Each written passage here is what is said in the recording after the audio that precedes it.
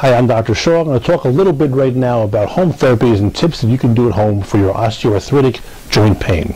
You should understand that these joint pains that you have from your osteoarthritis are generally degenerative in nature, and they are the result of immobility and joint destruction, which you can help prevent by doing resistive exercises.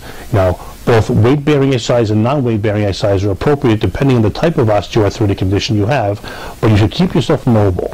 If you don't keep yourself mobile, you can be sure that these joint conditions will progress over time. Now, in the same day, you want to make sure you don't over-exercise, because taking joints which are relatively not strong and relatively unstable because they're degenerative can also accelerate it if you overdo it. So if you're a marathon runner, you're not going to be doing that anymore, but you might want to go on your treadmill and do a slow walk and keep those joints moving.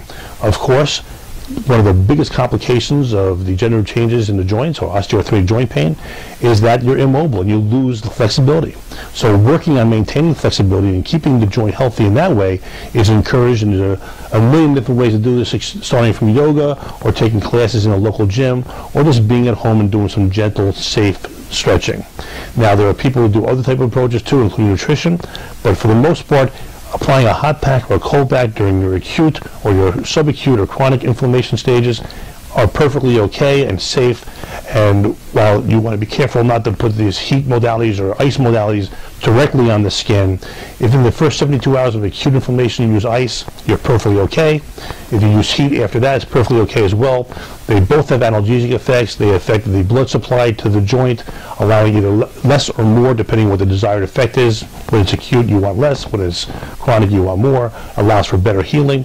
And there's a lot you can do at home, but you got to maintain mobility and maintain activity.